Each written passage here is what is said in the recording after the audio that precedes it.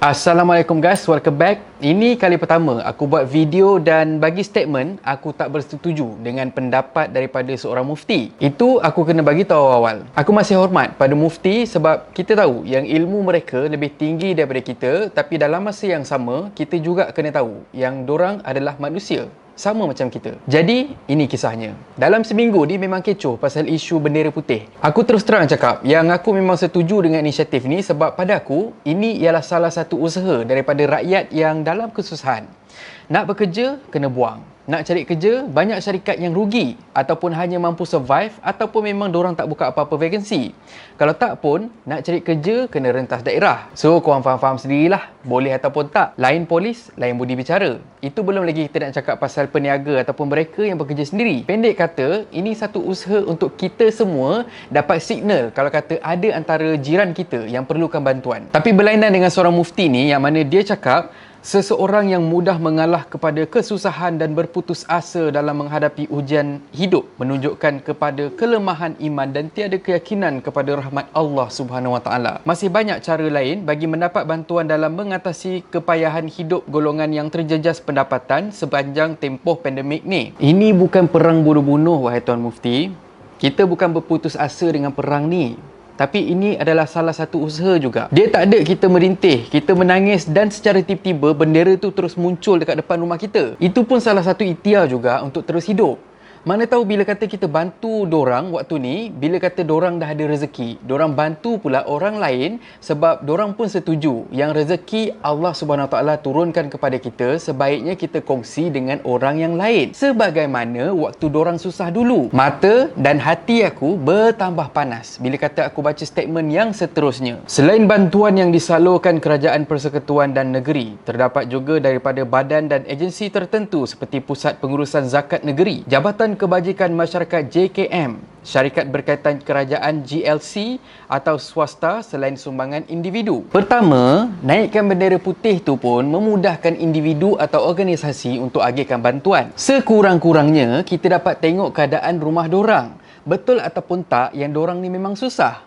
Kedua, dia sendiri cakap yang minta bantuan daripada sumbangan individu atau swasta. Habis bila angkat bendera putih tu, siapa yang tolong? Monyet ke? Keluar daripada hutan terus handover pisang. Ketiga, aku pantang bila kata ada orang sebut JKM ataupun pengurusan zakat. Tak payah nak harap badan-badan macam ni yang aku sendiri pun ragu ketelusan dorang. Aku cakap bukan sebab aku tengok ataupun aku baca dekat Facebook ataupun dekat mana-mana tapi benda ni berlaku pada keluarga aku sendiri. Abang aku yang tak bekerja sebab sakit dan juga ada kad OKU. Minta sumbangan untuk beli tangki oksigen. Setahun dua cuba, asyik kata tak layak ataupun kuota penuh.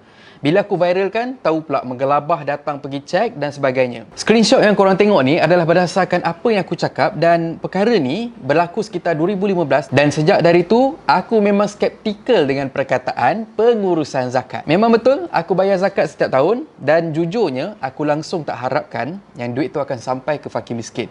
Aku sendiri belikan portion ikut zakat dan aku serahkan kepada fakir miskin yang aku sendiri cari. Kau ambil lah RM20, RM30 yang aku bayar setiap tahun tu untuk bayar bil aircon office ataupun allowance ketua pengarah kau. Halal ke haram, korang tunggulah dekat pada mahsyar nanti. Kalau kata turunkan bendera putih, lepas tu harapkan pula korang. Aku rasa dah arwah dah abang aku tu. Alhamdulillah, nasib baik ada rakyat yang prihatin, kawan-kawan yang prihatin yang bantu. Seorang sikit menderma, dapatlah abang aku beli tangki oksigen dia tu. Pada yang memang betul dapat bantuan daripada Pusat Pengurusan Zakat ataupun JKM, tahniah. Bersyukurlah sebab bukan semua yang susah ni dapat bantuan daripada badan-badan ni. Tuan Mufti, elok turun dan cek kerja anak-anak buah Tuan Mufti ni. Politik bersepah dan aku cakap ni bukan aku cakap kosong tau. Aku punya bengang sampaikan aku bayar habis PTN sebab aku tak nak langsung ada hutang budi dengan kerajaan. So, senang kata, kita jaga kita, rakyat jaga rakyat. Kerajaan dan juga orang-orang bawahan kerajaan macam badan-badan berwajib ni, kalau nak bantu, silakan. Dengan apa yang dah jadi ni, kami dah tak harap apa-apa dah. Dan apa yang kami harapkan cumalah satu. Bendera putih adalah inisiatif rakyat sendiri untuk bantu sesama sendiri. Bendera putih bukan bermaksud perhimpunan haram ataupun demonstrasi mengulingkan kerajaan. Itu kali hitam. So, jangan ganggu kami nak membantu dan berkongsi pahala. Stay out of our way. Dan akhir kata pepantun, sedap sungguh rojak Pulau Pinang. Tambah pula sejuk ais kacang. Bilik hawa dingin, sembang kencang. Turun bantu rakyat, semua hilang. Dan kalau korang suka konten yang ada dalam channel ni, please consider to subscribe, okay? Thank you very much for watching and have a nice day. Stay home dan stay sorak lah family.